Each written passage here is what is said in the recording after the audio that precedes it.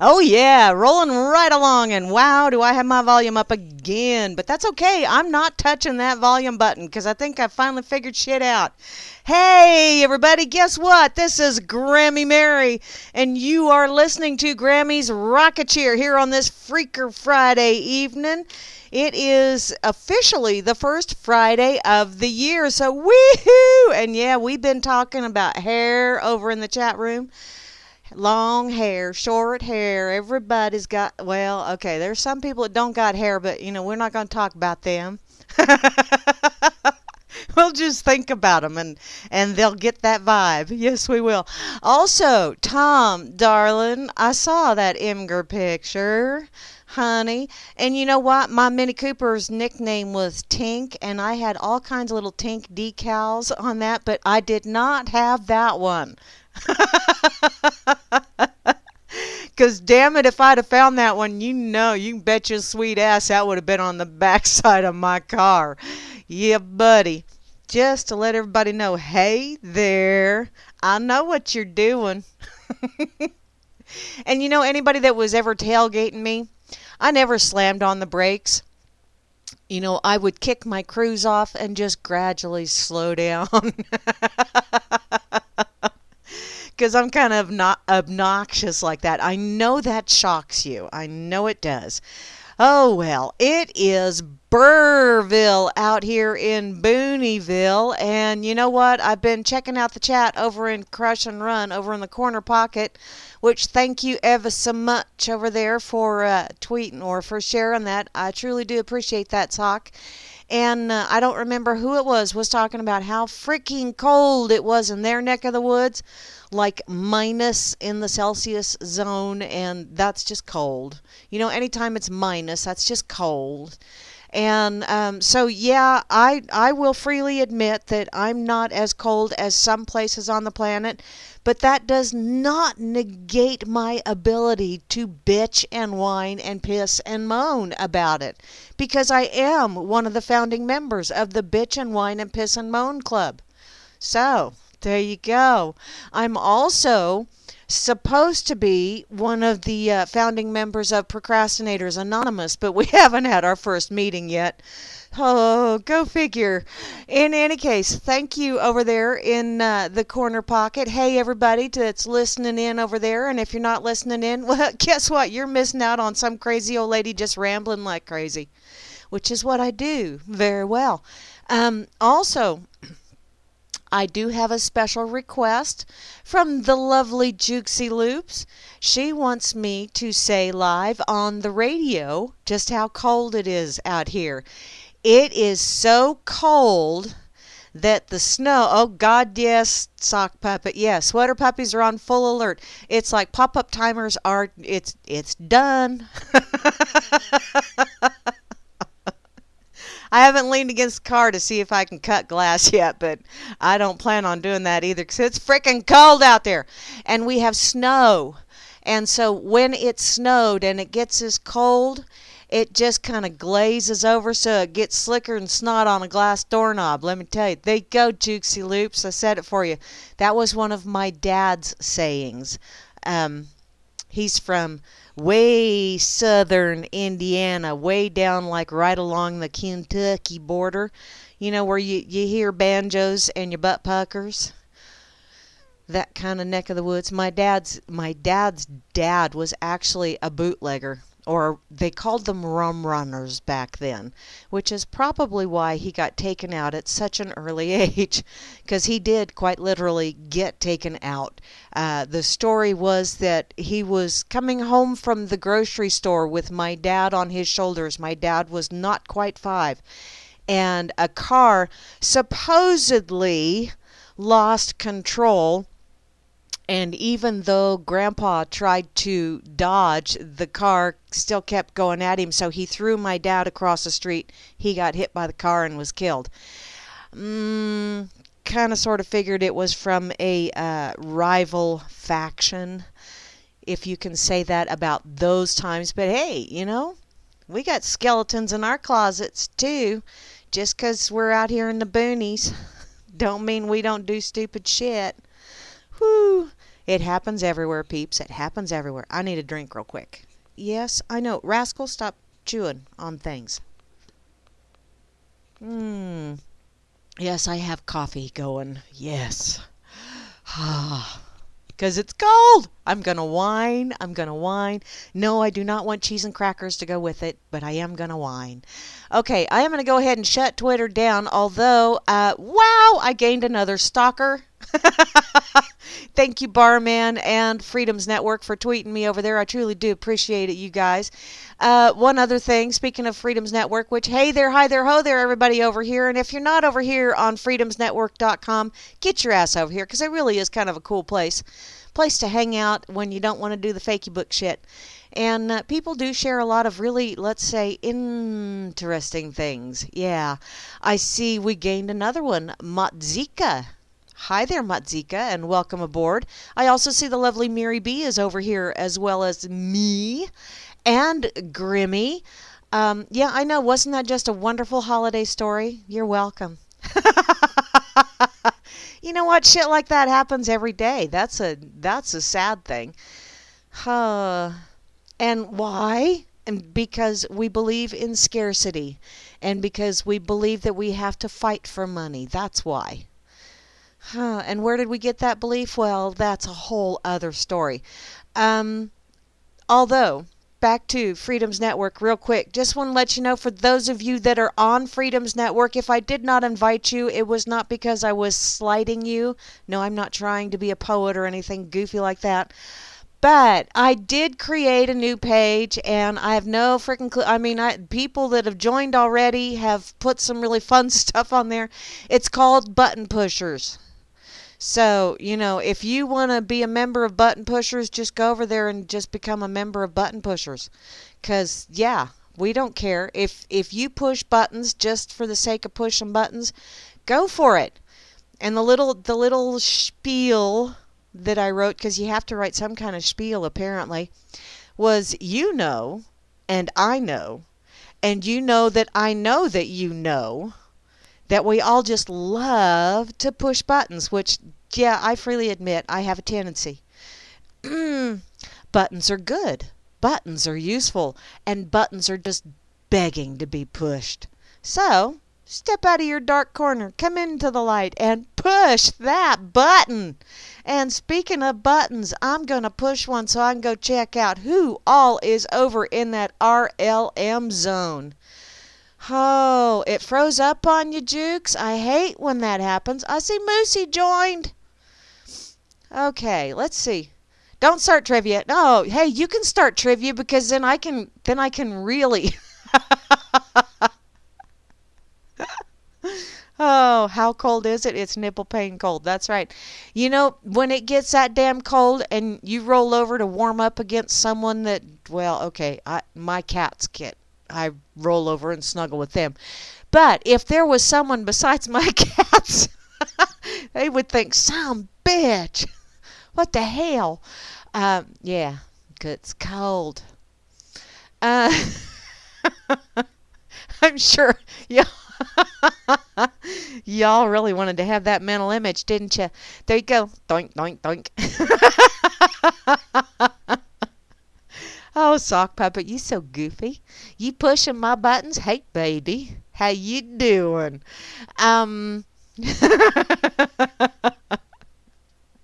Okay, I gotta say hey. Hey! That's with an E, not an A. Over here in the RLM, which is where you need to be if you want to give me shit. Oh, wait, real fast, because you're not being dissed, P. Bunyan. Honestly, you're not. No trivia while Graham's on the air. But I'm so trivial. Or I can be.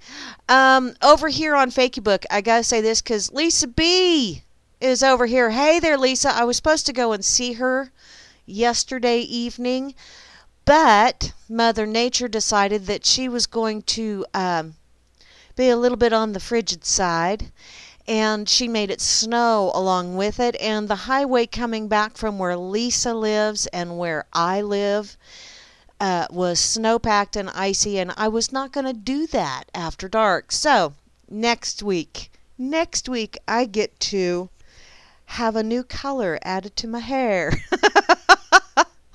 And I might have a picture taken, I don't know. But it's going to be something fun, something silly, just for shits and giggles, because, well, that's the way I'm feeling right now, is shits and giggles. It's all fun and games, and it's all shits and giggles until someone giggles and shits. And did someone say shitlery? No, I just did. Okay, hi there, Mark, over here on Fakey Book, as well as the lovely Lisa B, and Miri B is over here as well. Hey there, hi there, ho there, you three. I hope you're doing absolutely awesome. Now, back to the RLM. Minus 19.9 Celsius. Gut dander, some of it itches. That is freaking cold. Freaking. Okay. Asmo. Hey, Asmo. How you doing, darling? And looky there. There is the most splendiferous spot in the whole wide world. Barman, who tweeted me over there on Twitter, and I truly do appreciate Tweetheart. I also see the lovely Beth Z is here. And oh, looky here. Grimmy. You are such a Grimmy, you. Because Grimmy is next, and then there's the lovely Moose Girl. So guess what? Grimmy is the Grimmy sandwich of a lovely lady, or the Grimmy middle, I should say, of a lovely lady sandwich. So there you go. How's it feel, Grim, to be sandwiched between Beth Z and Moosey? Inquiring minds would like to know, because if you're not going to tell us something really salacious, we're going to make something up, just so as you know. Or at least I will, because that's how I roll, fake news and all. So, in any case, until you answer me, I am going to keep moving on. Hey there, Kate, how you doing, sweetheart? I hope you're having an absolutely awesome evening. And I hope you're warmer down there in that great state of Texas. Oh, Moosey, I know how that freezing your ass is off. It's a freaking cold down here that it froze one of the rollers on my garage door. And so my garage door only opened part way. And so I had to close it again. And then when I opened it again in order to get my vehicle out, one of the rollers fell off. So it's like, oh, some bitch. So I was able to get it shut, but now my car is having to sit outside. It doesn't normally have to do that. Brr. But I got someone coming tomorrow to fix it, so it's all good. It's all good. Okay, back to saying hey. Oh, looky here. Trust no one is in the house. It's a very... Oh, well, I'm sure it is, Grim.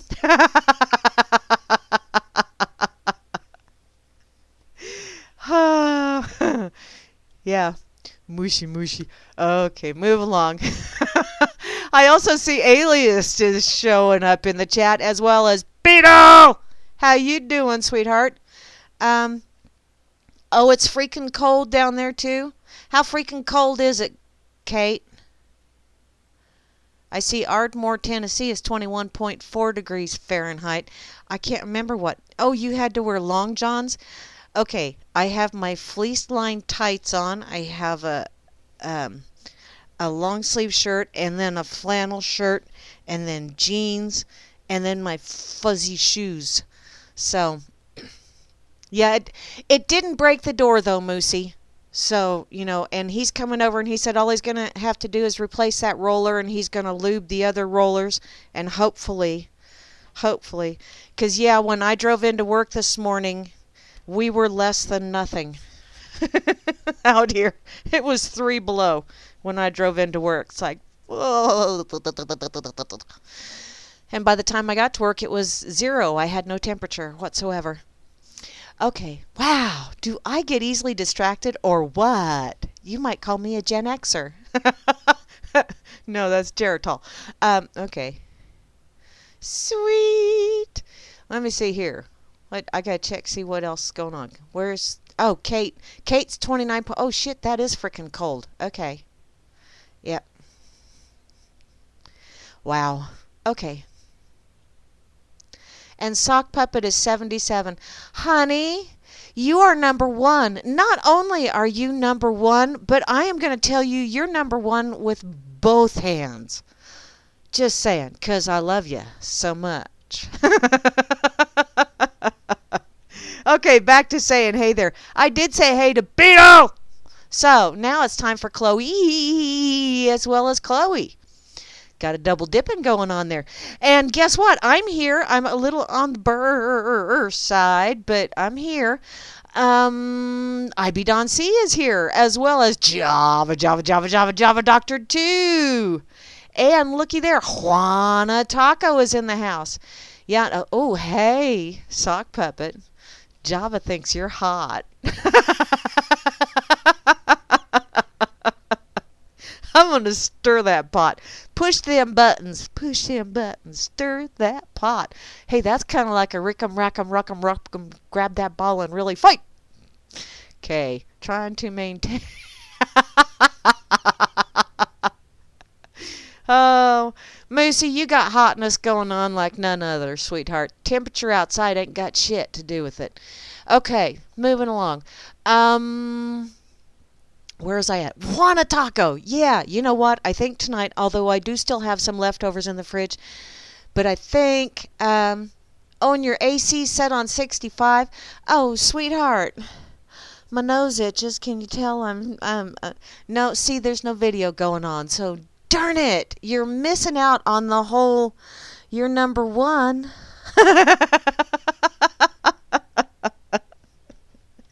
Kiss my ass, dude.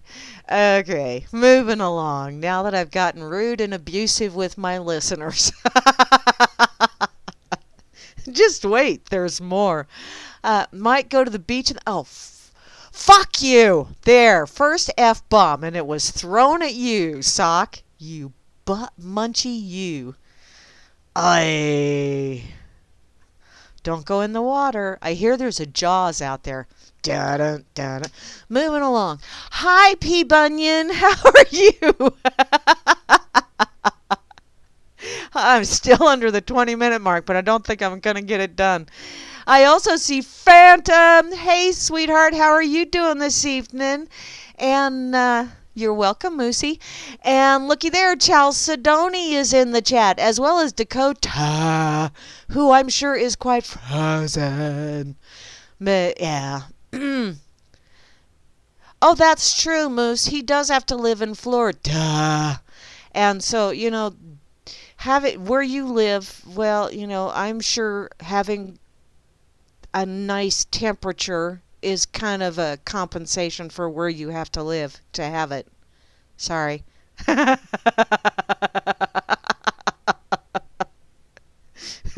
love you, darling. Okay, moving along. Jukesy Loops is in the house. Hey, Jukesy, how you doing, sweetheart? Yeah, I did, sock puppet. Yeah, I did.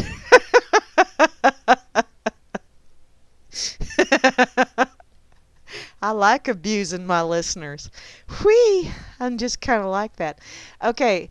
Oh, and Rob Works is passing around the bubbler again. Why? Because he is the man. That's why.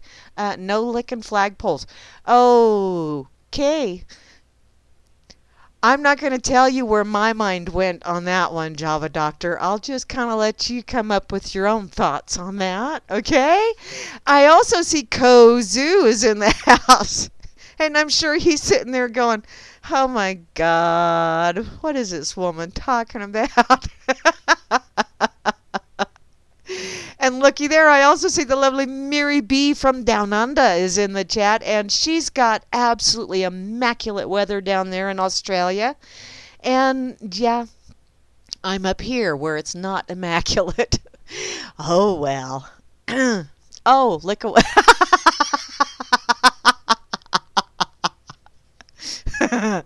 One, two.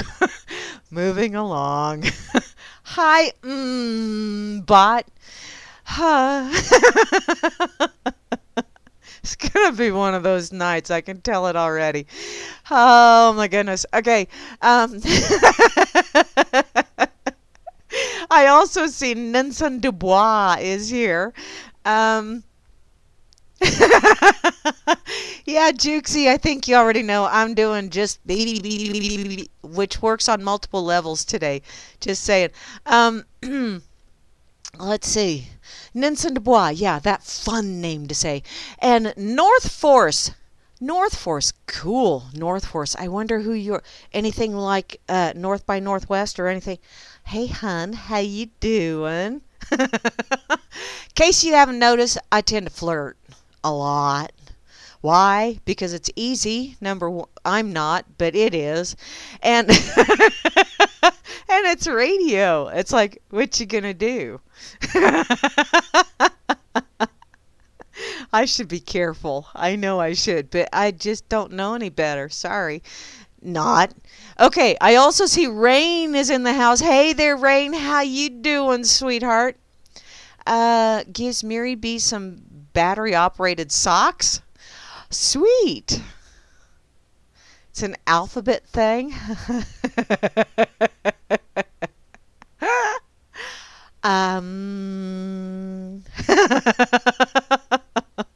Moving along.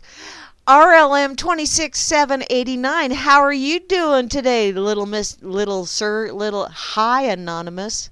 How you doing? Yeah, I do like saying Nelson Dubois. That is kind of a fun name to say. Let's see. Those hot hand packets are, wow, hot hands. Whee. And moving along. Hi, Sock Puppet. How you doing?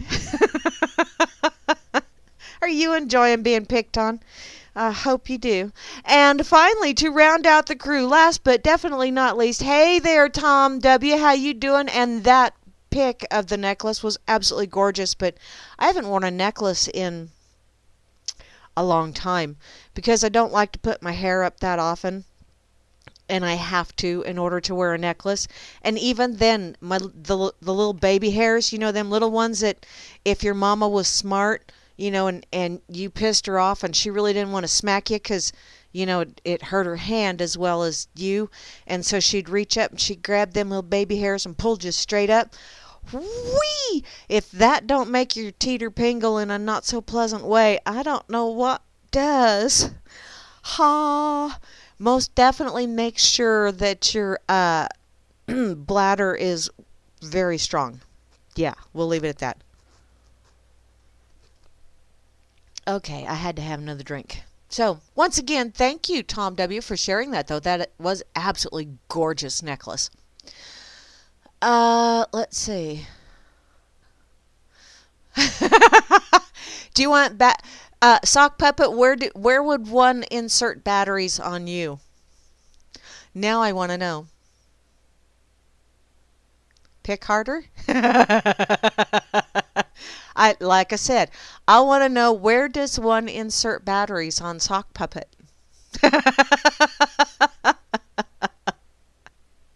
While I'm waiting, this is over here on Fakey Book. Someone shared this, and I just, oh my God, I think it was David Standing Oak that shared it initially, or the one that shared it, and I saw it. And I just had to share it because, oh my Lord, my whole family is so freaking effervescent. That's our story, and we're sticking to it. But now, there is a British study, although there are no links, so you can't confirm this, but do I care? No, I don't. Because fake news, in any case, there is a British study out right now that says passing gas may help you live longer. In a surprise twist, smelling gas might prevent dementia.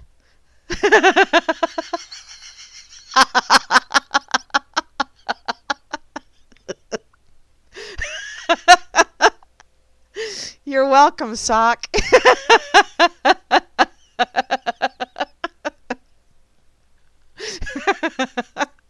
Okay. Okay, moving along. Wow. Okay, researchers have found. Okay, I gotta sound effects. This calls for sound effects. Now, I gotta see, is it turned on? Let me see. Yes, it is.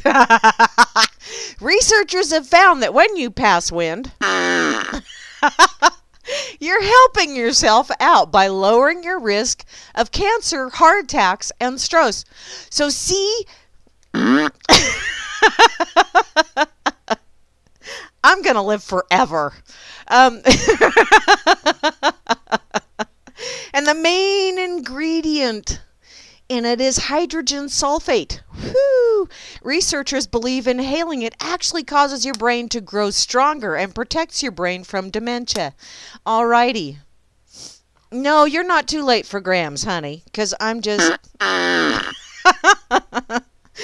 Okay, I'll turn the sound effects off because I've had entirely too much fun and my poor rocket chair's melting. Don't want to run down the batteries now because I might need to use those on sock.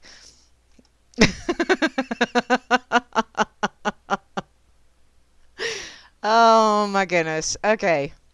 Oh, Dawn, dang, you're cold too.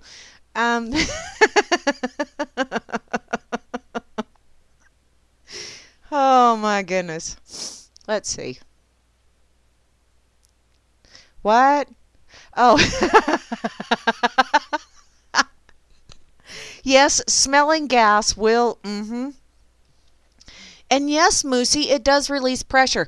And you know what? The other wonderful thing about that is if you just let it go, just let it out, release those evil spirits, or if you prefer, blow intestinal kisses at people. If you do that, then they won't climb up your spine and give you shitty ideas. So see, you need to let them out. Blow those intestinal kisses wherever they may be. Okay, moving along. Oh, wow. Kate, you have your Ron Paul hoodie on in the house? Damn. That's okay. I'm not gonna pick on you, sweetheart, because I have a lap throw on right now. So actually it's one of those onesie things that, you know, you can snap and zip, and one of those blankies that you can wear. But I just have it on my lap right now because it's my lap that's cold. Okay. Ah. And Grim Kiwi has joined again. Hello again, Grim Kiwi. You're in, you're out. You're in, you're out. Oh, don't go there, Grams. You're going to start thinking things. And Rob Works. Kisa Margaret's Rob Works. Bubbler, please. By the way, everybody, tomorrow at 2... Is that right? 2 Eastern Time?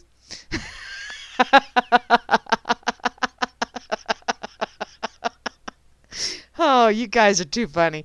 Okay. Tomorrow at 2 Eastern Time, 2 p.m., by the way. For those of you that are somewhat chronologically challenged, I think that might be the right word. If it's not, fuck it, I used it anyway. But if you are challenged in that way, p.m. means afternoon.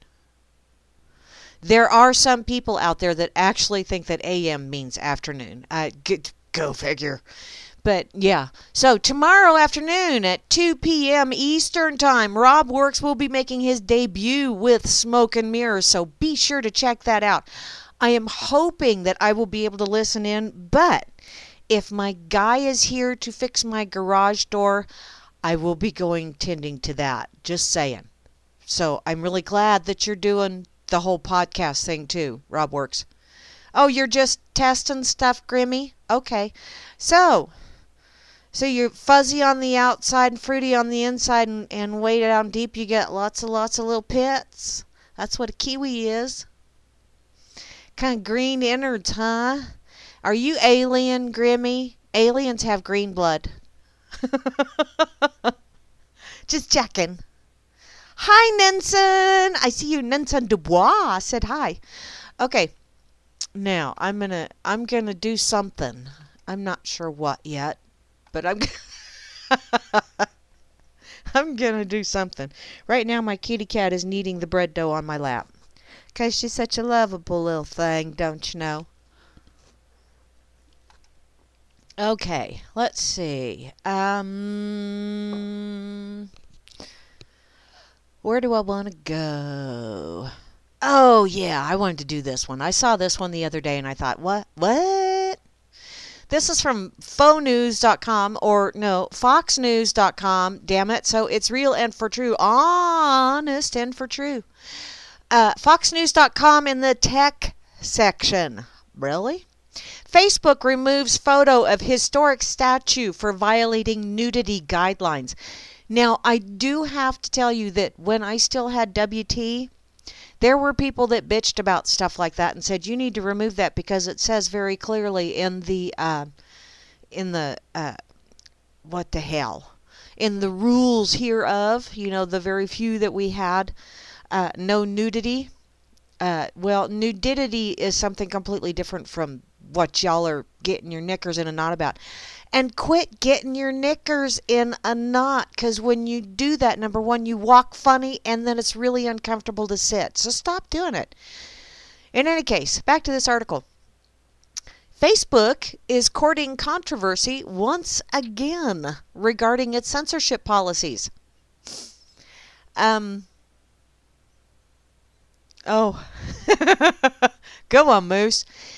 Not even historic sculptures are safe from the company's muddled guidelines, with the social network now targeting an image of a 16th century nude statue of Neptune. But he's nude. He's nudicus. He don't have no clothes on. Egad. Chicken butt? Who's got a chicken butt? You don't be picking on Miley Cyrus. She's a chicken butt. And she might be far knuckles. Oh. Oops. Okay. Moosey, I am so sorry I distracted you. Not. Hello again, I be Don C. You're not even stoned yet, girlfriend? Well, this guy is naked and stoned, and apparently Facebook didn't like it too much. In any case, Italian art historian and writer Elisa Barbari uploaded a photo of Neptune, who can be seen atop his perch on the Fountain of Neptune in Bologna, Italy. However, when Barbari attempted to promote her Facebook page, the site objected to the photo. Oh my God! That's just so wrong. The use of the image was not approved because it violates Facebook's guidelines on advertising. Oh, really? It presents an image with content that is explicitly sexual and which shows to an excessive degree the body concentrating unnecessarily on body parts. Okay, when you have a photo of a body, you're gonna see body parts. Duh. Only this is not one of those things where parts is parts, because quite clearly there are different parts of the anatomy that are moving along. And you know what? I really think probably the reason why they're getting so butt-puckery over this shit, I just got to go there because it just popped into my head. The reason why they are so butt-puckered over this is because they're trying to remove any kind of sexual anything except for what they want from the vernacular. You know, you can't have her or him or mom or dad or any of this other fun stuff because everything needs to be asexual. And how can you be asexual when you got a tallywhacker hanging out?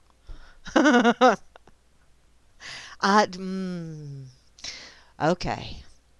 The use of the image... Okay, wait a minute. I already read that. Excessive. The use of the image or video of nude bodies or plunging necklines is not allowed, even if the use is for artistic or educational reasons. Okay, plunging necklines are no longer allowed. Since when? Seriously. Because I tell you what, I have seen some profile pics that it's like, honey, wearing pasties would have covered more. Just saying. So, whether it's a case of Facebook's machine learning object recognition software gone wrong, or just another policy blunder on the company's part is yet unknown. Although they're going to come step out and they're going to go, we're really sorry. Honest and for true. But you know what? Y'all are just showing how much tyrants you are.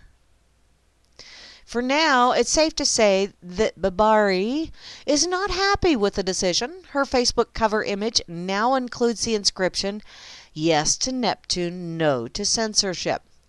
She adds in another post, "How can a work of art, our Neptune, be the subject of censorship?" Well, because it shows that males have certain parts of the anatomy that females do not have, and that goes completely against the agenda of getting rid of him, her, mom, dad, anything that guys, which, you know what? I say guys when I'm talking to the gals at bowling, because saying, "Hey gals, how's it going?" That just sounds weird. So it's like, "Hey guys, how you doing?" Oh well. The symbol of Bologna. I just made a little connection there. Cobwebs just touched. The fountain of Neptune overlooks Piazza. Okay, I'm going to butcher this. Maggiore, is that how you say that? Which is the main square in the heart of the Italian city. The statue itself was created in 1560s by Flemish sculptor Jean de Bologna, also known by his nickname yeah, that one. Yeah. The trident of Neptune is brandishing. The trident Neptune is brandishing was later adopted by the Italian car manufacturer Maserati as its symbol. So he's got a three-pronged. Alrighty. Well, that would be interesting. It would work well for gardening. Come on, people. So, okay, I need to get my own head out of the garden. In any case, it seems that Facebook has learnt little from its past mistakes concerning censorship. In November, the site removed and then restored the photo of a Swedish fireman who suffered permanent facial scarring as a result of an explosion at an oil depot 35 years ago. Earlier in 2016, the company backtracked by reinstating an iconic Vietnam War photo after initially removing it and suspending the user who posted it. The butt pucker is strong with them. In both cases, the public backlash forced the company to apologize and alter its position. Yeah, sweetheart, grab your ankles. It's okay, Facebook, just grab your ankles. It'll all be good. Dating tackle works better. That's true. That's true. Dating tackle always works better if, yeah. You know, it's like puzzle pieces. They fit together. There's innies and there's outies. And, yeah. And I'm not just talking belly buttons here. Okay. Yes. I just got a notification. Okay, moving along here. Did you also heard that the founder, or okay, he says he's the founder, although he wasn't the only founder, but yeah, now he's the founder. What's his fuck? Also got banned for a while there. He got a little cybernetic slap on the wrist, and I thought, wahahaha. Okay, apparently there is an update. Facebook has said that its censorship of the Neptune image was a mistake. No shit, Sherlock. In a statement, the social network apologized for the error and said that the image does not violate its ad policies. Well, number one, I don't think it was an ad. It was going to be her cover photo. Which, if the cover photo is considered an ad, then I'm advertising with my cover photo. The beginning is near. Because it's already ended. We're just in that interim between that ending and people not realizing it's ended and the beginning where people start going, wow, we're beginning something new. Let's make this one better. Instead of just doing that whole revolving door shit. You know, where we're going to have a revolution. We're going to go around in a circle and wind up right back where we started. Kind of like that one video I listened to the other day. You know, the United States, the reason it even wished to be, the Declaration of Independence was because of taxation without representation. And guess what? We're right back at it. Only this time we're sitting there going, what? It's just not right. You can't do that shit. Don't you say nothing. Don't you do nothing, because they'll come and they'll take my shit too, and I want my free shit. I like my Obama phone. I think if people realized, really, really, really honestly and truly realized that taxes do not pay for anything that the government does. They just go to the Fed. And actually, all the taxes collected, I don't think even touch the interest on the debt that they say that we owe, even though I don't remember signing on the dotted line and saying, yeah, I want to borrow $50 trillion. I don't remember doing that, but obviously I had one too many of something. Bunnies can jump? What bunny? Oh, cute bunny jumping. Oh, I'm not going to watch it right now because I would just be... Ooh, WikiLeaks threatens to publish Twitter users' personal info. Oh, sweetheart, everybody knows mine. Well, not all of it, but some. Okay. And no, I've never seen a bunny do a steeplechase, but I have seen my bunny run around the house when I'm trying to put her back in her little enclosure so that the puppies, when I let them in, they don't eat her. And damn, she can move fast. Yeah. Okay. Alrighty. What's this image, Tom W? How to screw in the dark. Sweet! A flashlight and a screwdriver. How awesome is that? See? But it's not dark anymore if you have a flashlight. Or is that a dark light? I don't know, but that does look like... Thanks, Tom. Now my mind is just always going to go to that. Okay, I got to get to this one because this is one that Rob Work shared earlier in the chat, and I saw the headline and I went, oh yeah. Oh yeah, I got to go there. This is from the trenchesworldreport.com. 50 Taiwanese pole dancers escort 76-year-old politician's funeral procession. Now, I have been called a pole dancer, and for those of you that have not heard me talk about it, I used to go, and I've been to Lugs, but he's got other stuff around, so we can't actually get crazy anymore. And he actually uses his stripper pole for his physical therapy, but I digress. At one time, and Lugster is a very good friend of mine, worked with the ex for years and years and years, and kind of like a dad almost, or a big, kind of a combination of a big brother and a dad kind of thing, I guess you'd say. But there was one evening some of us ladies were out there after bowling, and we were teasing him because, we're dancing around and we're shooting pool, and when you're shooting pool and you're dancing around, usually you're holding your pool cue, and we're dancing around with the pool cues, and Lug said something about you need a pole, and we said, well, why don't you put up a stripper pole? And 2 weeks later, he did. And us crazy ladies, being us crazy ladies, we went and we played on the stripper pole.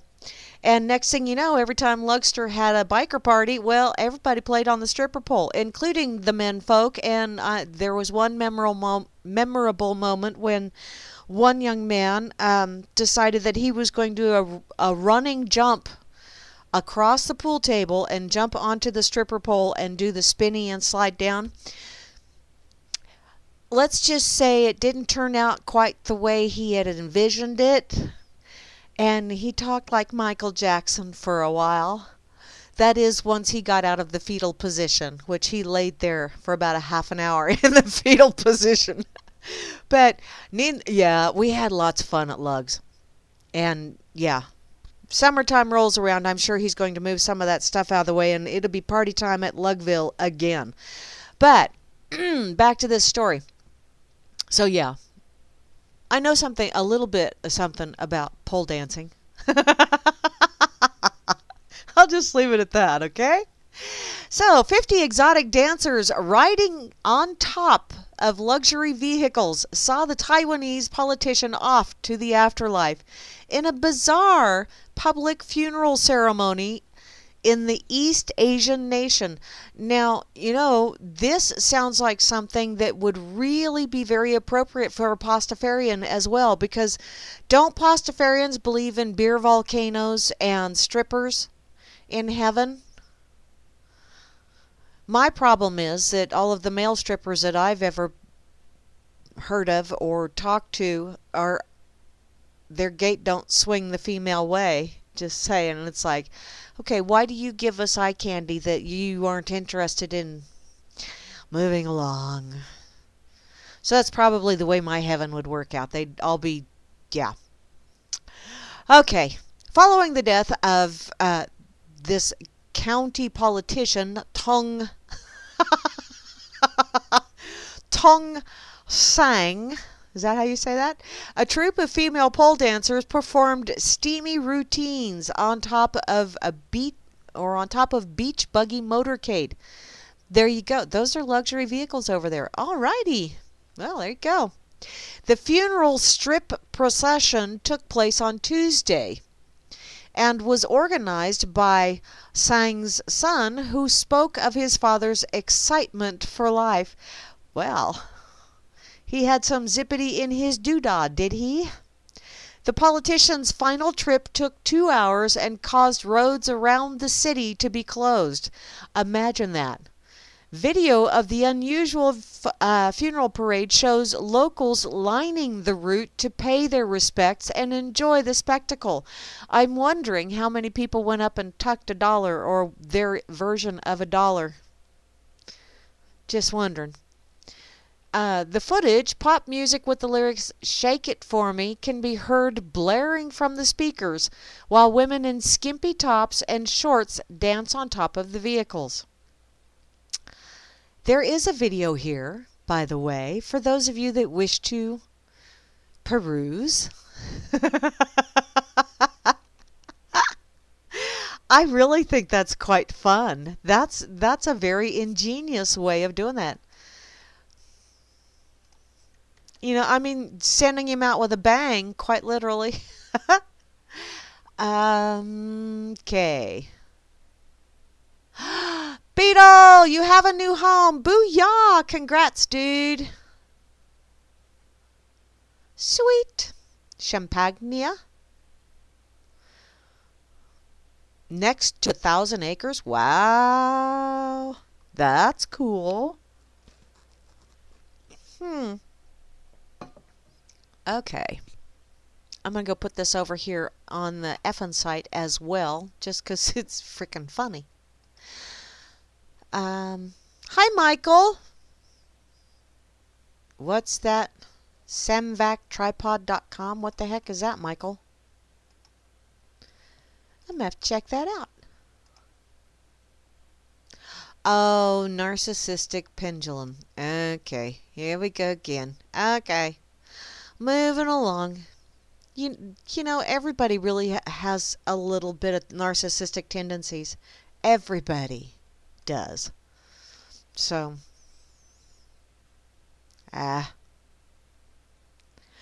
okay. Where, there. This is the one I want to do.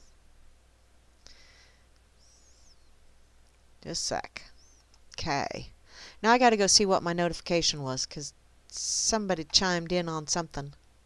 Hi, Bo Diddy. How you doing, darling? Oh, my sister-in-law commented.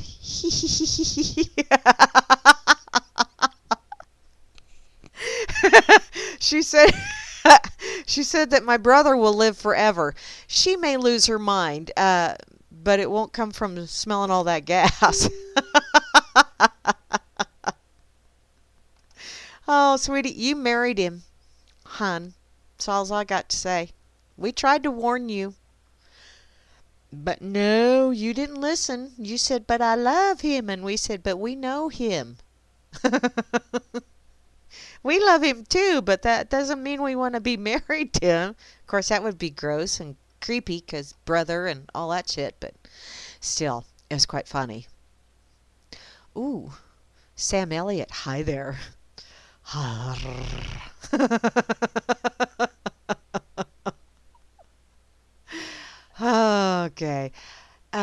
forgot to share the the Facebook thingy over on the effing site as well. I need to do that real quick here, and then I will move along. Holy crap! Almost an hour already. Jeez, oh Pete. Didn't realize I prattled quite that long.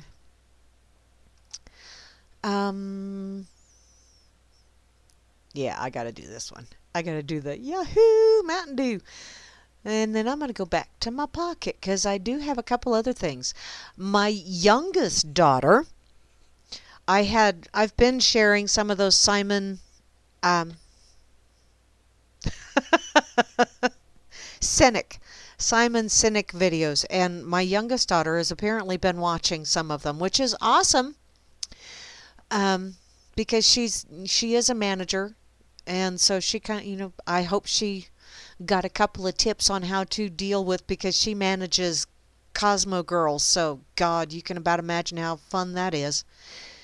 In any case, I think she watched the one about millennials, and so she ran across this and shared it over on Facebook this morning. Why 80s babies are different than other millennials, which, yeah, and I think she shared this because she's one of them. She and her sister both. Anyone born in the late 70s or early 80s probably has memories of huddling around a bulky desktop with 5 or more friends to play Oregon Trail, which, yes, that happened at my house. She was also the child that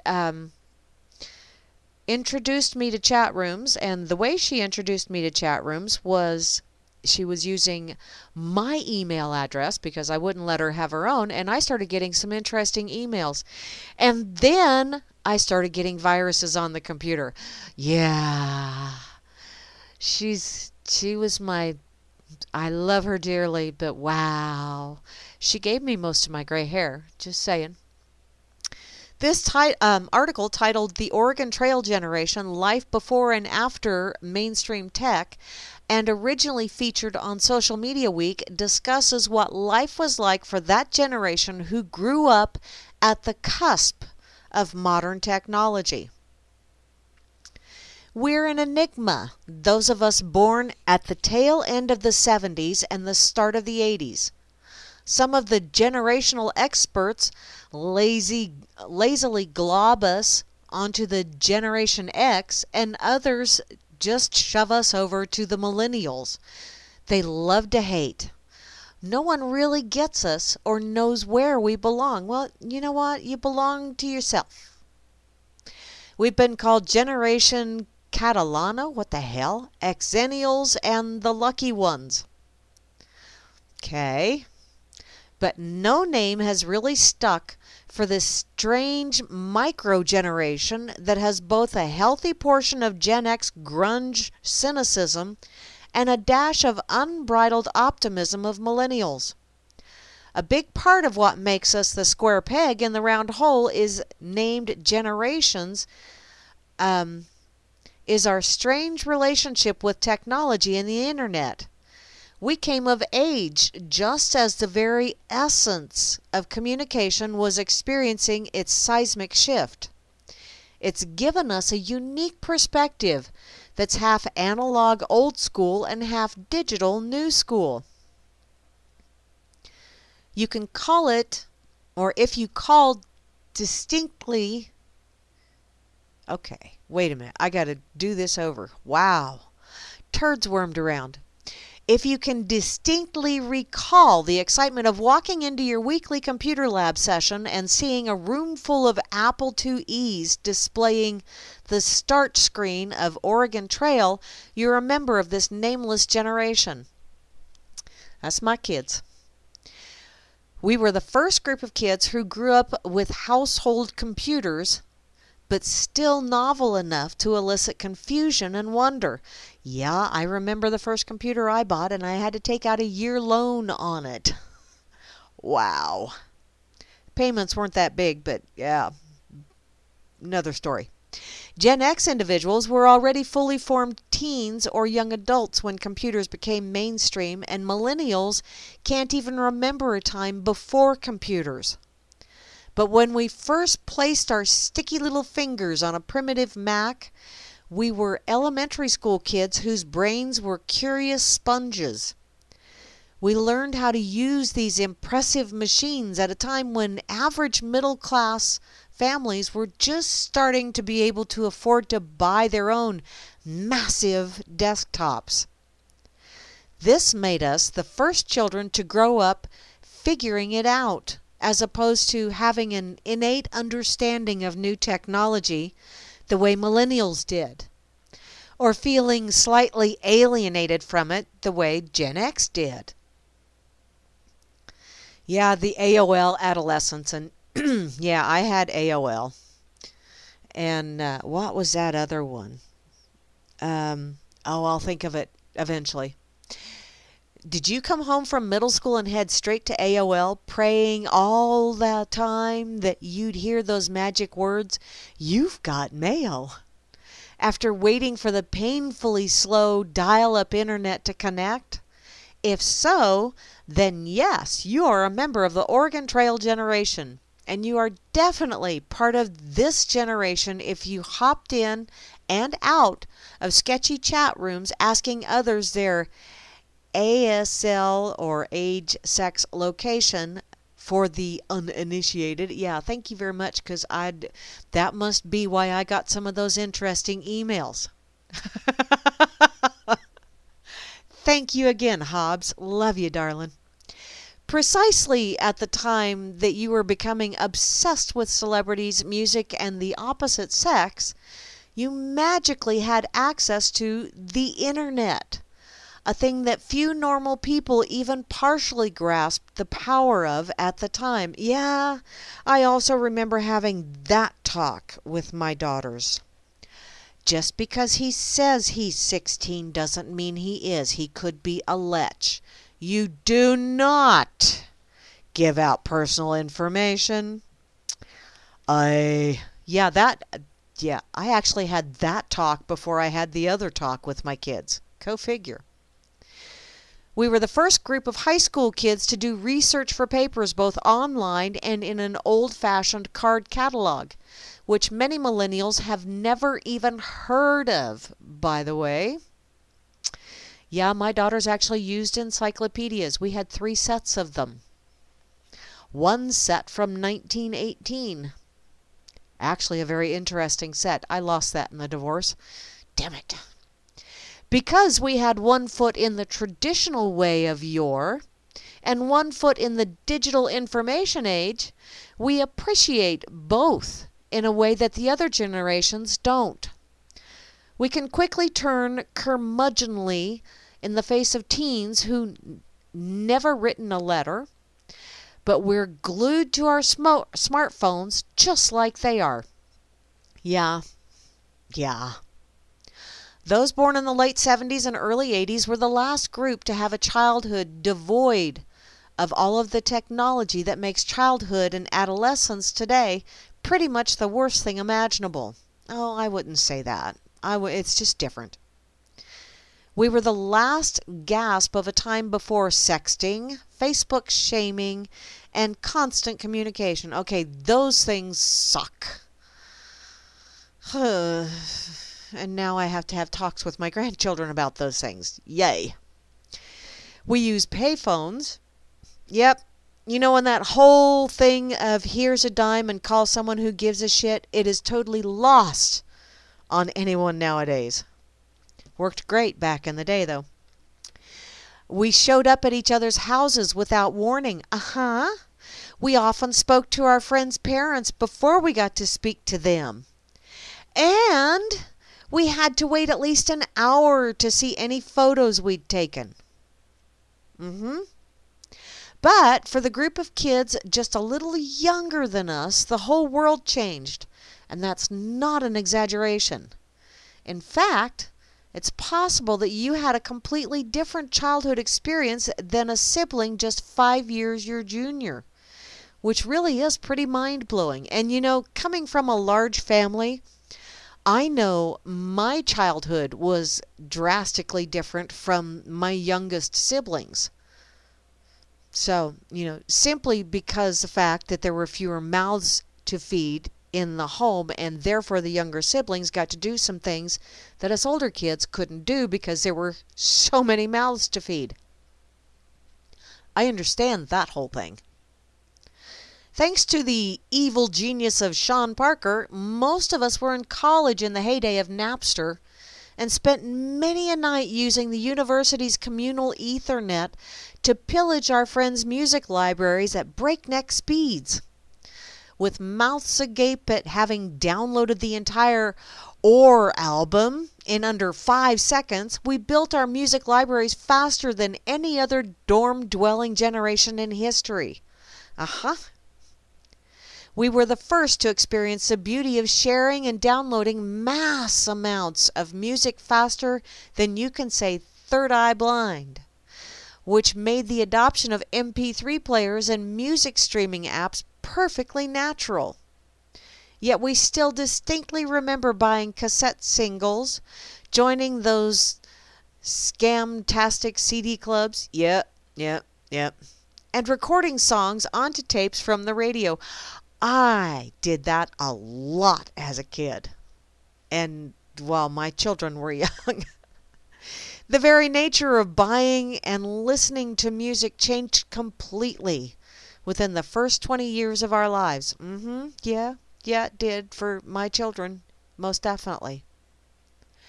The importance of going through some of life's toughest years without the toxic intrusion of social media really can't be overstated. Yeah. MySpace was born in 2003, which was after both of my girls had graduated. High school, that is. And Facebook became available to all college students in 2004. So if you were born in 1981, 1982, for example, which, you were literally the last graduating class to finish college without social media being a part of the experience. When we got together with our fellow Oregon Trail generation friends, we frequently discuss how insanely glad we are that we escaped the middle school, high school, and college years before social media took over and made an already challenging life stage exponentially more hellish, which, yeah, I'm sure my youngest daughter especially is ever so glad that we didn't have smartphones with cameras and all that other fun stuff. I mean, yeah, you had your Polaroid cameras, but picture quality wasn't exactly the greatest. Because, yeah, a couple of times when I had to go chase her down and I would dress appropriately for the humiliation factor, because I learned well from my own mother how well humiliation works. I did have a moped with a basket on the back. And I did have sponge rollers. And I did have double knit polyester pants. Just for such special occasions and Halloween. And the couple of times when I did have to go chase down my youngest daughter because she was a half hour late from coming home, I did so on the moped with the double knit polyester pants rolled up to my knees, tube socks that came up to my knees, funky ass colored tennis shoes, sponge rollers in my hair, and a snap up shirt with the sleeves cut off. Yes, my daughter was ever so proud to have me pull up. Needless to say, she was a slow learner, so it took 2 times. But after the second time, she was not late again, because she knew I would come looking for her. And yeah, she's told me multiple times she is ever so thankful that there is no real photographic evidence of me being dressed that way to go track her sorry ass down. So yeah, my children are thankful for that part. Oh well. Those of you that were born in the late 70s and early 80s, you babies were on the cusp of changes that essentially transformed modern life. For better or worse, It's shaped who you are and how you relate to the world. Yup. Yup. And I'm sure my daughters, yeah. What is that, P. Bunyan? You know numerous illegals that get WIC and other food programs. Oh, I know quite a few that do, hun. But you know what? The WIC and all that other fun shit, that is not your tax dollars at work. Seriously, if you go and you look at how much interest is on the debt, and you look how much money is brought in, yeah. Your tax dollars aren't paying for any of that shit. Just saying. So, I'm going to go ahead and share this over on that effin' site as well. I have a notification. Bo Diddy is over here. Hey, dude.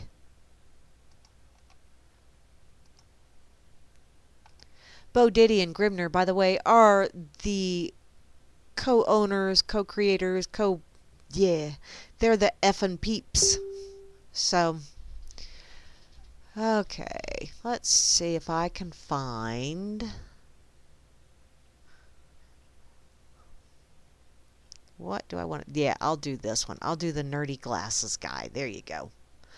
Okay, yes, I have a notification on Facebook. And there's Sam Elliott again. Hi, Sam. He is very pretty. Oh, Tessa. Hi, Tessa. How you doing, sweetheart? Tessa shared the effervescent post.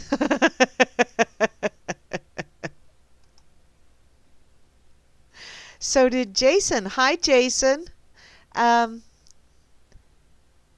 Who pays for it? Honey, they just create that money. That's what the Fed does. They create money so that the government can spend money, and then they rake in all of our tax dollars and go, oh, wait, that goes on the interest on the debt.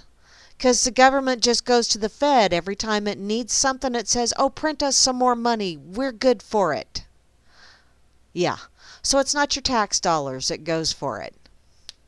Tax dollars goes to the Fed. Pays off the interest. Doesn't even pay off the interest.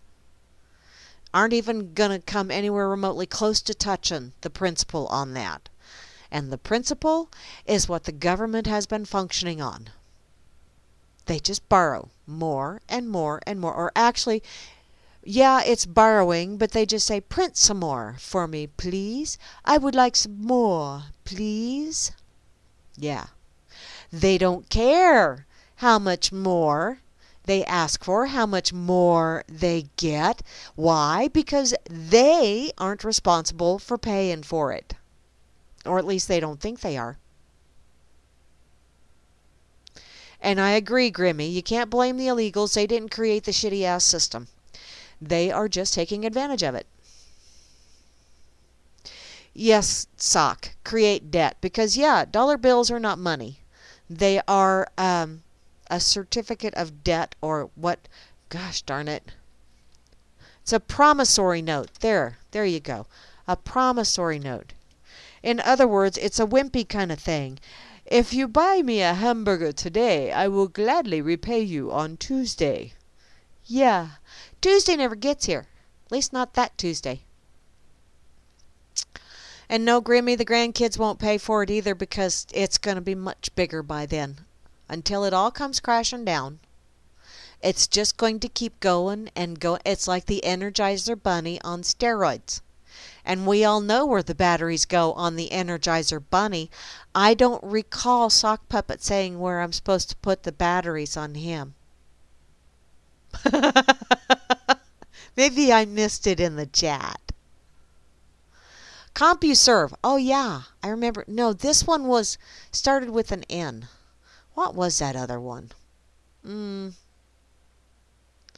Oh, and Republicans are objecting to the wall? Well, that's because they all probably have a copy of Pink Floyd. No.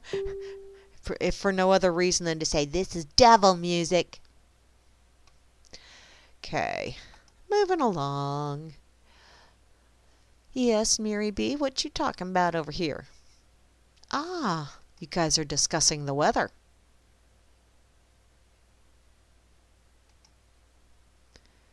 Down under, they're having absolutely lovely weather.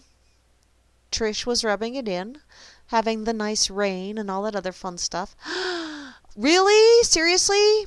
Pedro just posted that there's free bras out there. Message me a pic of your boobs so that I can get you the right size. Oh, Pedro, honey, no. He's funny. I don't care who you are.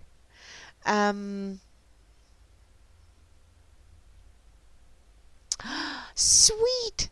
Here's a picture. Did you know that Japanese police fire paintballs at fleeing vehicles so that other police vehicles can see them and identify them at a later date if they get away? The paint is bright orange and difficult to remove. That is brilliant. And see, you shoot paintballs at them and you don't have all kinds of innocent bystanders that are getting plugged through full of holes. How do you plug holes? How do you plug someone through holes? Netscape. There you go, Grim. That's it. Netscape. Yeah. Thank you, hun. Demon Atrax has joined, and guess what? Demon Atrax will be coming on right after me this evening with his demonic Atraxian music. I don't remember. Atrax, who'd you say you was going to be playing tonight? Oh, The Cure. I think he said The Cure. I could be wrong. It's not like it'll be the first time. Okay. Go check out. Can you replace it? What? Hi, everybody over here in Corner Pocket. I see lots of chats going on.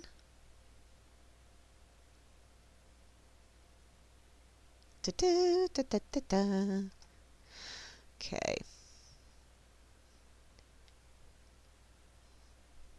DA is nappy. Ah.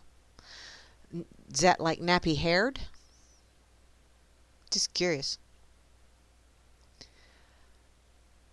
Oh, I didn't put... Wait a minute. I got to put this on Fakey Book.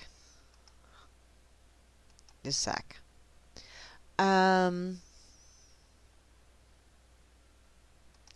Well, I don't know if they were an IS...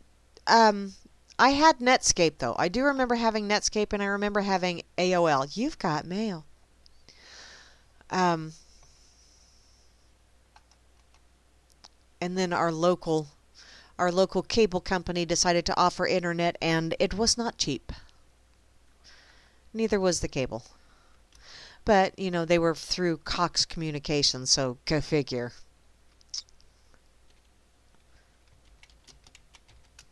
Okay.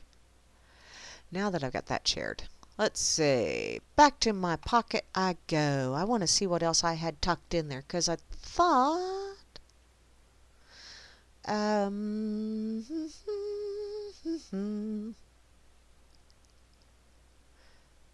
Let's see. Dun, dun, dun. Okay, I'm not really seeing anything else that's jumping out at me in my pocket right now. So, I think it's time to go to Oopie. Oopie, Oopie, Oopie. Gonna read some headlines, see what trips my trigger. How's that sound? Great-grandma's St. Anthony figurine turns out to be Lord of the Rings elf.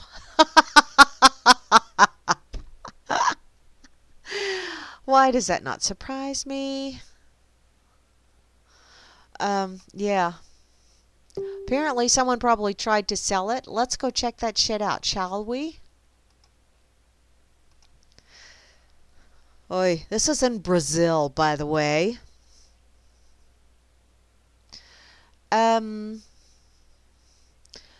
Florianopolis, Brazil. A Brazilian great-grandmother was shocked to discover the St. Anthony figurine she'd been praying to every day was actually Elrond from The Lord of the Rings. Oh, man. Well, you know, it still works. Just saying. She said in a Facebook post something seemed odd about the St. Anthony figurine that her daughter's great-grandmother had been praying to every day. This young lady said that she did some research online and found an identical figurine. It was Elrond, the character played by Hugo Weaving in the Lord of the Rings film. We tried to explain right away, but she didn't understand at first. The next day we explained again, and she understood, and we got her a new figure of St. Anthony. Well, I'm sure, if she kept saying the same prayer over and over, it either got answered or it didn't. And I don't think it really made any difference which little collectible figurine she was holding and doing the praying. Let's see. Oh, yeah, AOL sucked.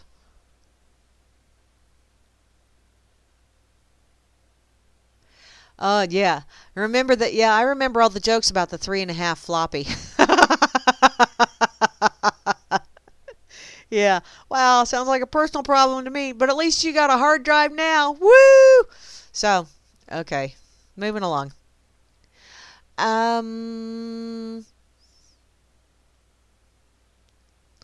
Oh, somebody's going to bring you some effing milk and effing cookies? Alrighty. Well, there you go, PB. That would be cool. I want some effing milk and effing... Oh, wait, I have milk in my fridge. I have to make cookies. I will just have to do that. I need to take cookies over to my neighbor anyway. So there. Breaking U.S. intelligence report says Russian President Vladimir Putin ordered election covert actions. Oh, this is even on UPI. So we're just going to have to go there because, wow, if UPI is even jumping on that bandwagon, let's just see. Investigators concluded with high confidence.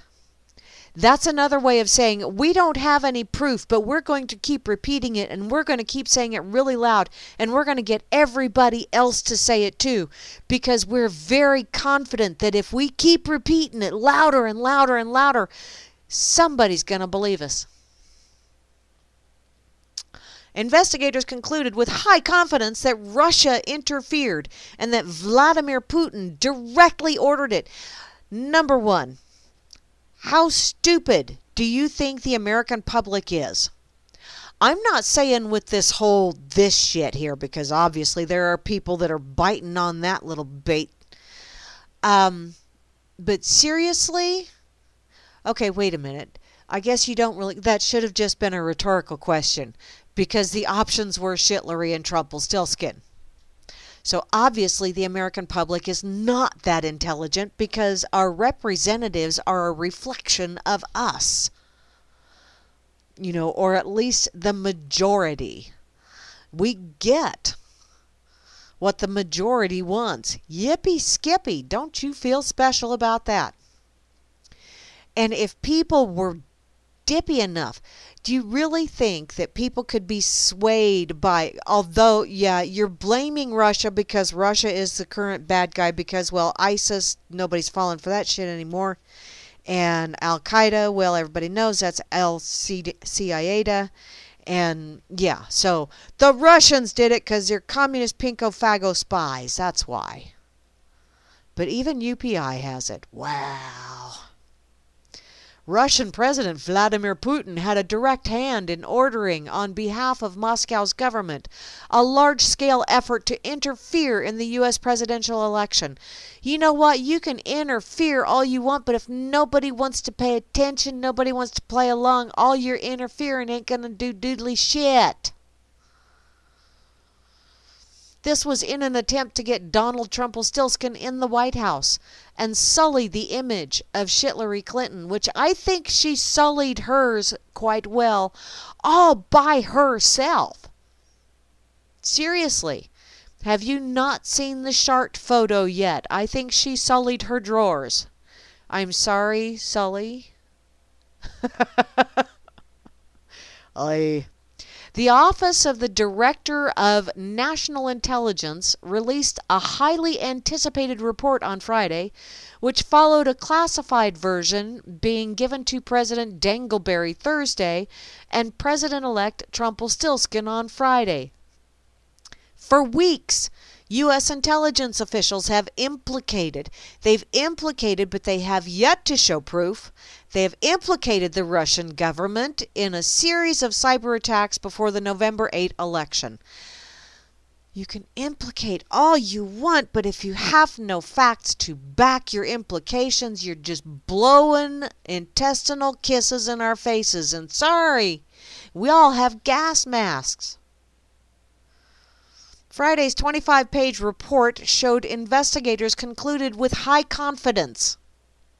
No evidence, no facts to base their confidence on, but with high confidence that not only did Russia's government interfere, but that Putin directly ordered it to do so.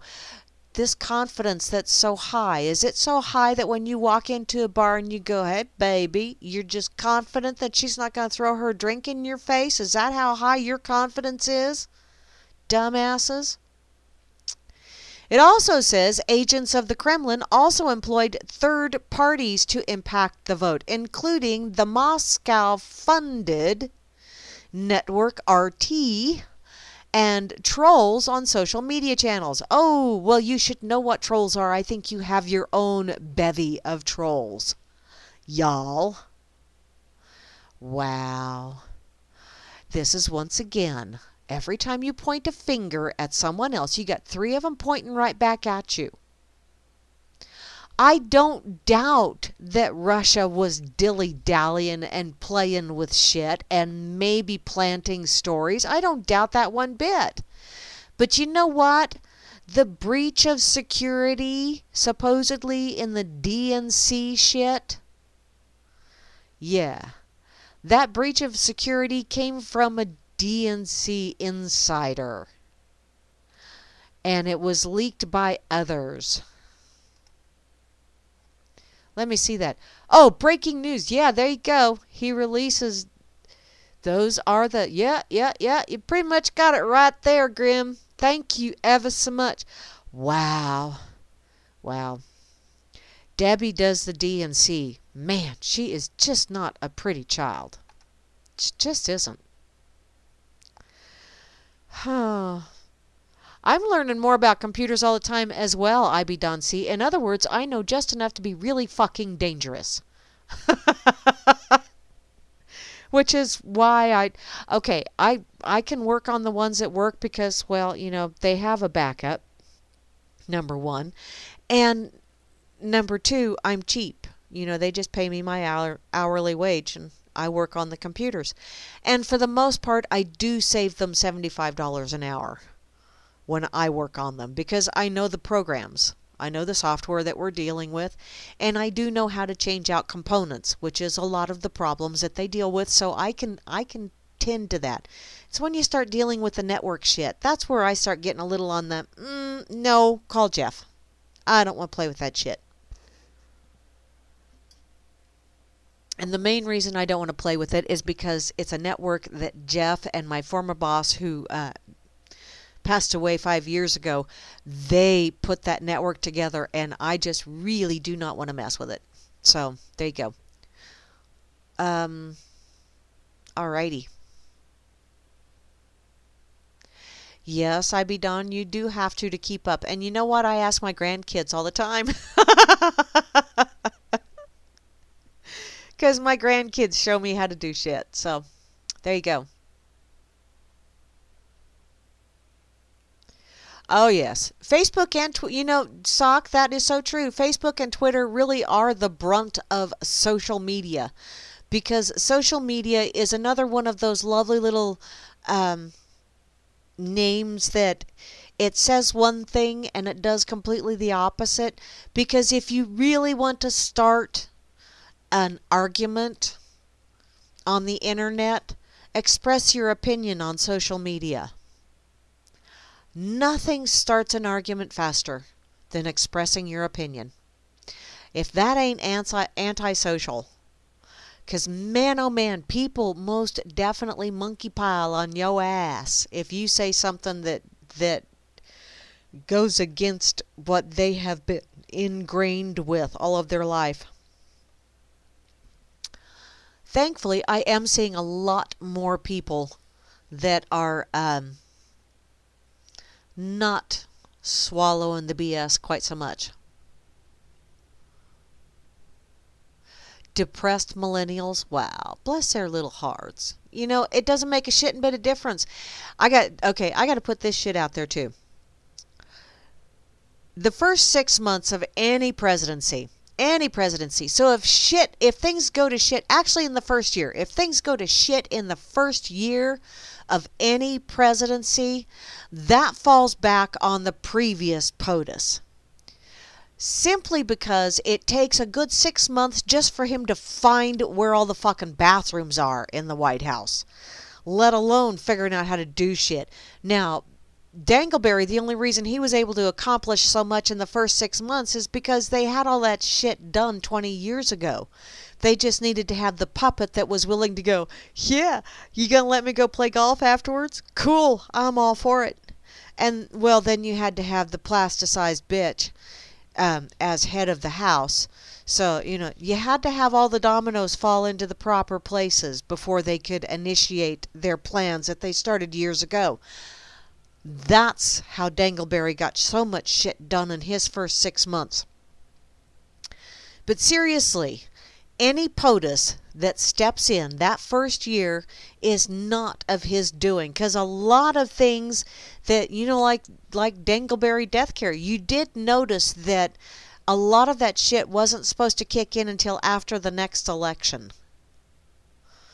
That's the way they do that shit. That way they have plausible deniability. They can say, oh, no. When we were in office and when we signed that into law, it was a really good piece of legislation. Obviously, when the next person came in, they fucked shit up. That's why it's done that way. Yes, RLM 26789, he has been handed the keys to the Titanic, and the Titanic has already run into the iceberg. It is singing. Trump is sitting there beside the piano player as it's tilting. Yeah.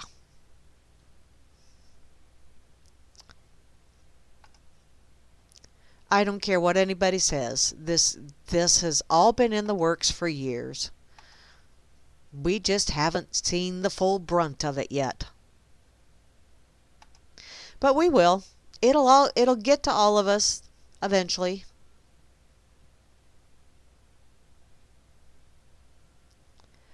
Okay, back to my oopie. See what else I can find.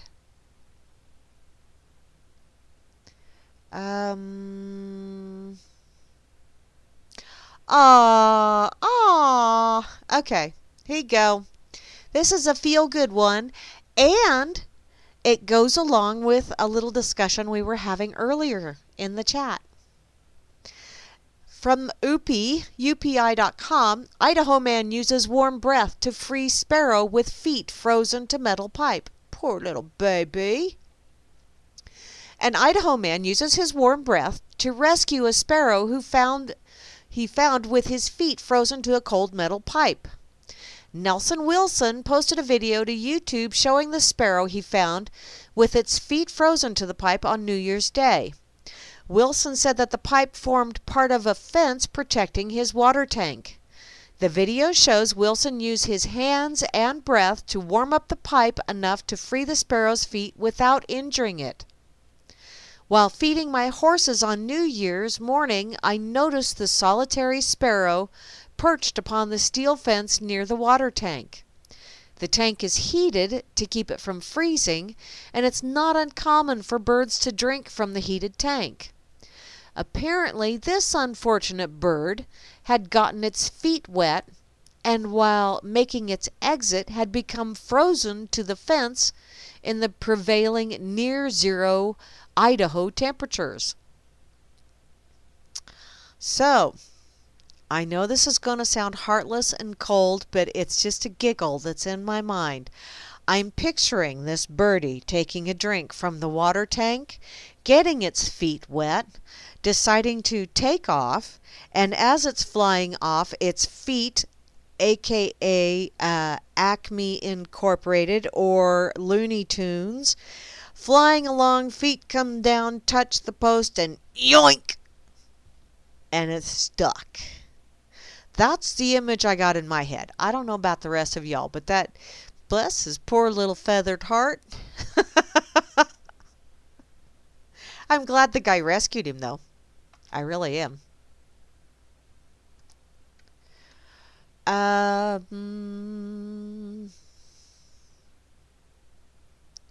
And yes, Trumpelstiltskin paid for those keys as well. I do agree with that. Game Boy is back! Booyah! You know what? I have a little, I don't even remember where I got it from now. It's a little Atari thing, and it's got like 6 games preloaded on it. And when the grandkids come back to stay for a weekend or something, we play that thing, and it's like, wow, Grammy, this is so cool. And I tell them, yeah, this is what your mommy and your Auntie Hobbs, this was the game, like the game that they played on. And they just think it's so cool. And then that lasts for about a half an hour, and then they go, that's boring.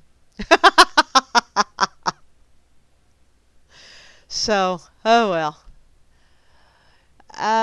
Yes, we owned a Game Boy. Also owned an Atari. Also owned a Nintendo. Yep. Passed those on to other family members when they had little ones that were of the age that they would play after my children would no longer play. Let's see. The Super Retro Boy is a 4-button handheld console that's compatible with Game Boy, Game Boy Color, and Game Boy Advance cartridges. Sweet! How fun.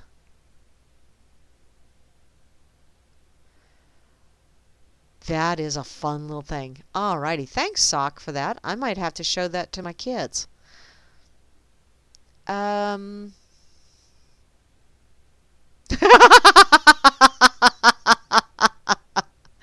That is a good headline, Demon Atrax. Idaho man blows bird. Woo! Gets him off, or, yeah. Blows bird and gets him off. There you go. Okay, Chloe, don't like backing up. You like to move forward. Well, you know what, honey? Sometimes you have to back up. That's why you have R on your car. I do know some people that seem to think that's racing gear, but no, that is reverse. Okay, let me go back to check this out. Ick. Okay. Oh my God, someone did a 1,000-pound butter sculpture. Holy crap. And a snake crawling out of a toilet. Yeah, I'm going to look at the toilet every time now. Because I do live in the boonies, by the way. Did you know that? I do live in the boonies. Oh, I got to go here. Gotta go here. This looks cool. Okay. Storm washes thousands of toy-filled plastic eggs onto a German beach. Cool! So, did somebody have a faux pas? Children in a German town were delighted after a powerful storm left one beach covered in thousands of plastic eggs. The plastic eggs filled with small toys were scattered across the beach in the German town of that town. Yeah. That's true, Sock Puppet. There is a proper time to back up. And I'll just leave it at that.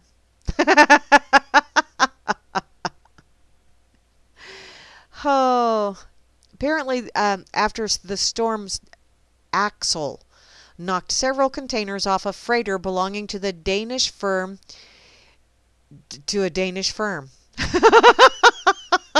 I know I would sprain my tongue trying to say those names. Storm Axel was responsible for some of the worst flooding in Germany since 2006. But the mayor of this town found a way to turn the massive mess caused by the storm into a positive for local kindergartners by allowing them to keep the eggs for themselves. The surprise eggs have found their way to freedom, he said. And he added that any foreign companies or institutions who perceived the gesture as theft were welcome to collect the plastic eggs as well as the untold amounts of plastic bags and other packaging material found on the shore. There you go. You just tell them that's a finders, keepers, losers, weepers kind of thing. That's what we used to say back in the day.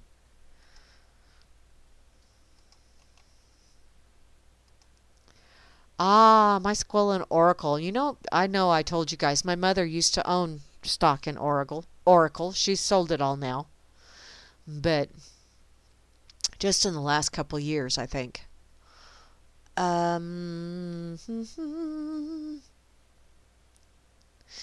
Oh, when there's no traffic?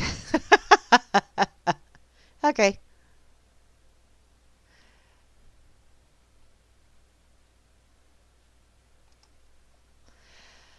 Okay, I'm going to put this over here on the effing site. That is kind of cool.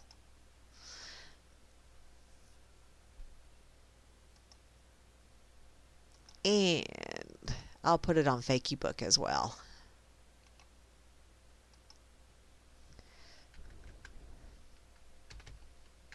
And that really is a good way to get the beach cleaned up. So what the hell?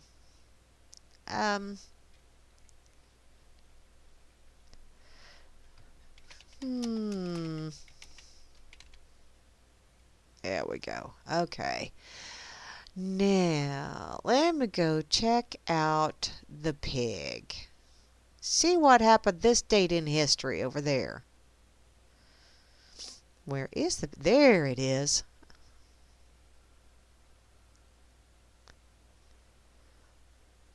So, Atrax, was I right? Is it going to be the...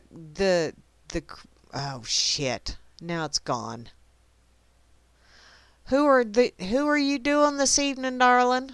Musically wise, I don't want to know about anything else. I really don't. Word of the day, Secret Service. That's actually a phrase, sweetheart, but that's okay. All that stands between Dangleberry and the ass-kicking he so richly deserves.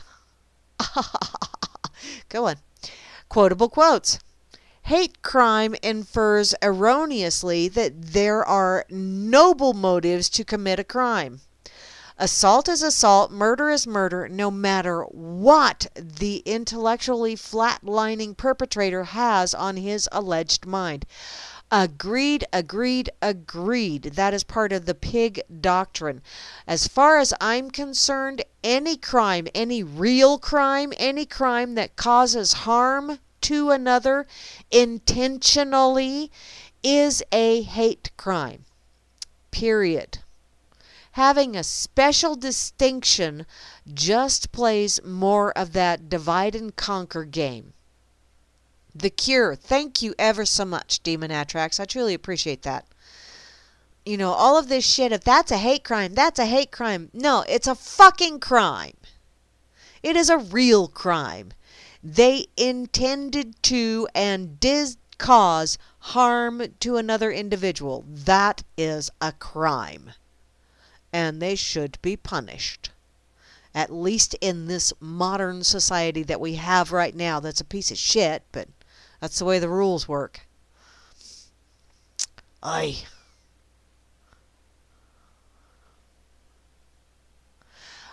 Today's question over on the pig is there any demonstrable difference between a congressional hearing and a dog and pony show? I'm thinking the answer is no.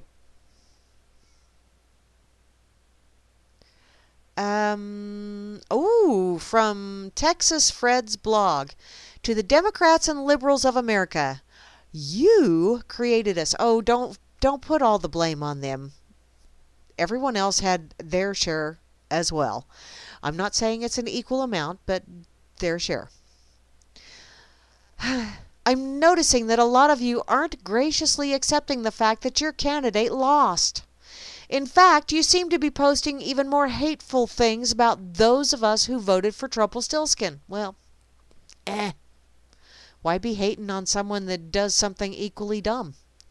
Some of you are apparently triggered because you are posting how sick you feel about the results. Well, obviously, sweetheart, you need to see someone about that.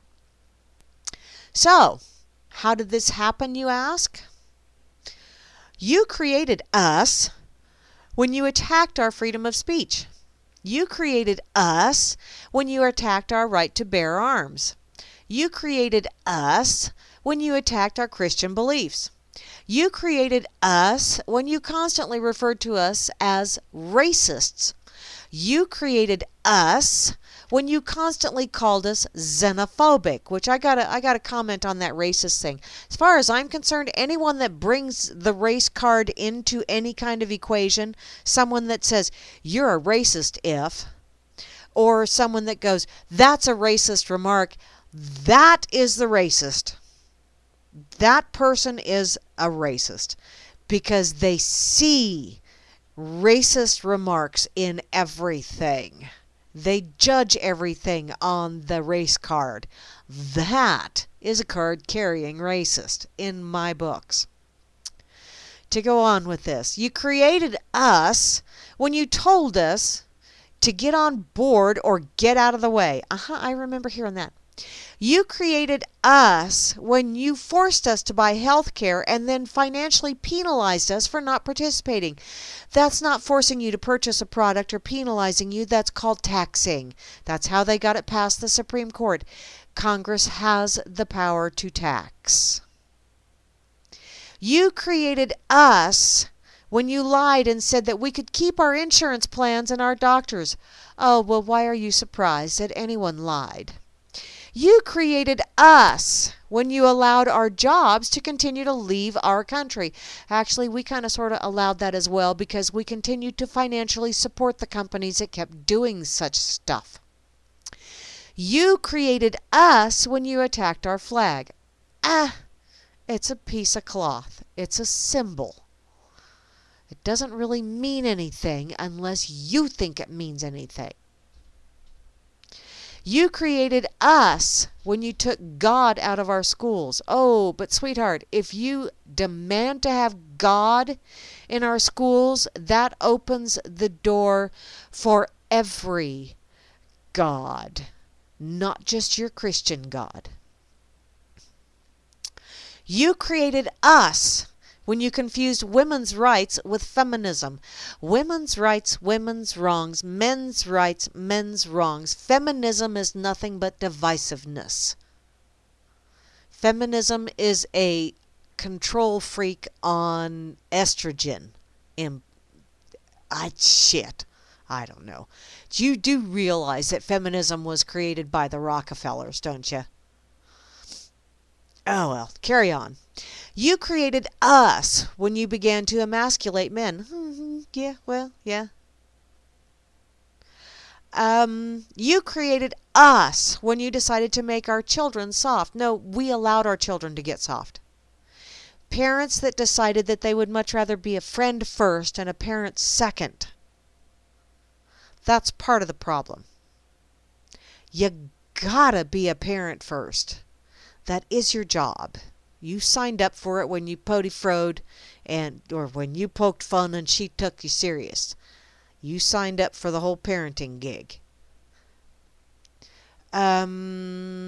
You created us when you decided to vote for progressive ideals. You know what? Progressive has become a very dirty word because somebody has hijacked it.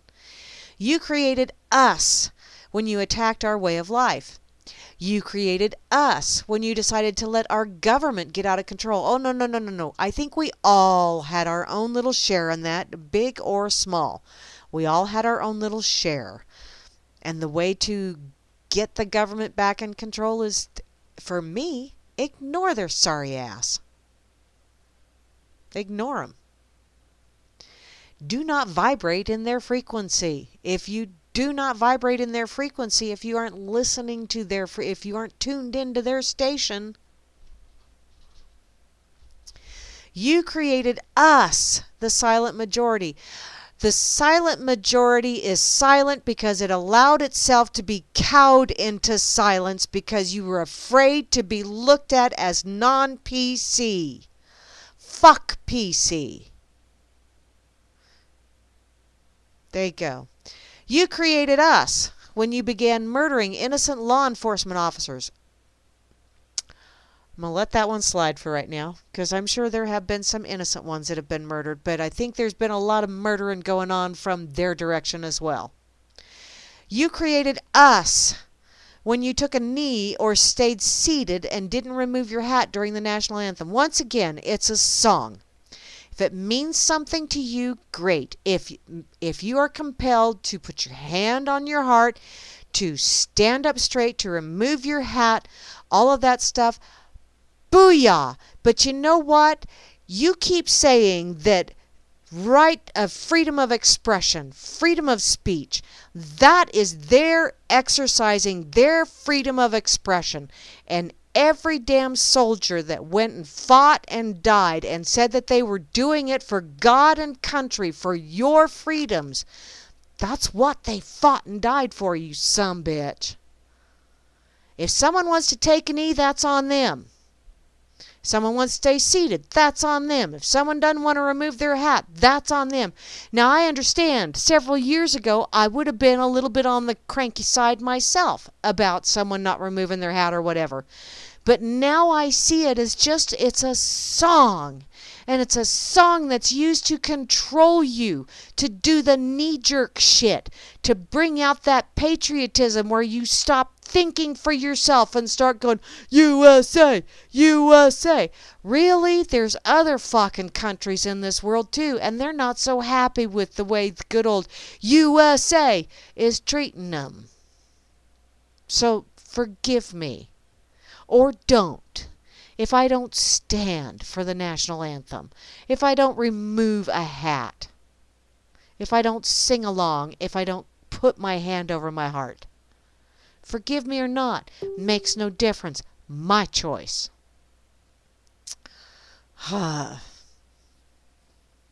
Goes on to say, and we became fed up, and we pushed back, and we spoke up. And we did it with ballots, not bullets. With ballots, not riots. Yeah. Ballots, not looting. Ballots, not blocking traffic. With ballots, not fires, except for the one you started inside of us, which we started our own fire. Quite frankly, people, take responsibility for your own emotional reaction. If you don't want to get fired up, you're not going to get fired up. Don't blame it on someone else. Someone else did not create us. We created ourselves. We finally pulled our big girl panties up or our big boy tidy whities up. It's that simple. Got tired of the bullshit. Okay, now, this date in history, now that I've had my lovely little rant. January the 6th, 1839, a horrendous storm, later called a big wind, slams into Irish and English coast, creates chaos. America has similar phenomenon near the Potomac River, the United States Congress. Yeah, big wind, mighty big wind. Intestinal kisses is the aroma that it has to it. This date in history, January the 6th, 1898. Simon Lake sends first phone message from submerged submarine. Reports fat lib in a Speedo blocking navigation. That would have been Teddy the Swimmer Kennedy. And finally, this date in history, January the 6th, 1942, Pan Am's Pacific Clipper completes first round-the-world flight. Pan Am's next epic flight was more daunting, circumnavigating a bloated SOB sister named Oprah. There you go. This date in history, according to those funny guys over in Pig, Hambo, and Porcus. And you know what? I'm getting down close to the wire, so I probably ought to do my little spiel, don't you think? Y'all been listening to Grammy's Rocket Chair. Hi, Mental Pancakes. How you doing, sweetheart? Yes, that's right. Syrup is thicker than blood, and therefore pancakes is much more important than family. Because if you don't have pancakes, family's going to kill itself. Just saying. They'd be fighting over the one that's left. Make more pancakes. Okay. Thank you all for listening in this evening on this Freaker Friday. Be sure to stick around because Demon Atrax will be on, and he will be featuring The Cure this evening, if I read that and remember that correctly. Also, directly following Demon Atrax will be Grimner and Moose Girl with the Freakers Ball. So yeah, booyah, bonus round, good time all night long. All night long, all night long. Yeehaw! I'm going to be hanging around too just because. Don't know that I'll be chit-chatting a lot because I got to go fix myself some supper because my stomach is doing the whole Baba-Rig-Me thing right now. Also, tomorrow morning, the Dork Table will be back for the first episode of the new year. Or maybe it'll be the 25th episode. I don't know. It depends on how Flasheroony Dork decides to number these. I'm not real sure. In any case, yeah, tomorrow morning at noon Eastern Time is the Dork Table with Flasheroony Dork and yours truly. Then tomorrow at 2 o'clock Eastern Time is the debut of Rob Works and Smoke and Mirrors. So please stick around for that. That will most definitely be educational. We will be trying to be entertaining, but that will be educational. No batteries were harmed during this broadcast. No, they were not. No batteries were drained either. Not yet. Moving along. Also, tomorrow afternoon at 4 o'clock Eastern Time is Kira with The Bridge. And then tomorrow evening is Bo Diddy with some bodacious tunage to take you through the Saturday evening. Then on Sunday at noon Eastern Time is Grimner with the Blues. And he will lead you into Hal Anthony, who's going to take yo ass behind the woodshed and open up a can of whoop ass on yo. Also, Sunday evening at 7 o'clock Eastern Time is The Road Less Traveled with Gary L. and Gigi's Boo. Always informative, always entertaining. So please check back because there's always something going on RLM. I will be back next week Wednesday for the Wackadoodle Wednesday edition of Grammy's Rocket Chair, and hopefully I will have figured out some kind of meme for my show. I'm still trying to figure something out for that. Sock sent me one that was really kind of cool, but now I need to get that on my computer where I might be able to play a little bit and use it. Aha! So, wow, I still have time. I have a few minutes. How about I'm going to go check out the Prattler because I haven't been to Pig Prattler in quite a while, and that's where the jokes are. Some people are always saying that's where I've sent an awful lot of that stuff myself, actually. Yes, I am a special little snowflake, or maybe slush. I'm feeling a little slushy today. Okay. Oh, wait. This was posted in Pig Prattler December the 23rd of last year. It's a pig PSA. Friends, please be careful. Apparently yesterday they went to a Christmas party, had a few beers, followed by a few cocktails, followed by a few shots. Still had the sense to know that I was over the limit. That's when I decided to do what I have never done before. I took a cab home. Sure enough, there was a police roadblock on the way home. And since it was a cab, they waved it past. I arrived home safely without incident. This was both a great relief and surprise because I'd never driven a cab before and don't even know where I got it from. Now that it's in my garage, I don't know what to do with it. Well, I'm wondering if there was anybody that did that one over the holidays. You guys. Hey. Okay, let me see what's going on here. I still got a couple minutes. Unless, well, actually, I don't. Now that I look at my clock, I am kind of running down. So, okay, y'all stick around. I'm going to get the heck out of here. It'll be a couple minutes early, but I'm going to get the heck out of here so Atrax can get on here with his cure for what ails you. Or that's his story, and he's going to stick to it. Thank you all for listening in. I truly do appreciate it, and I really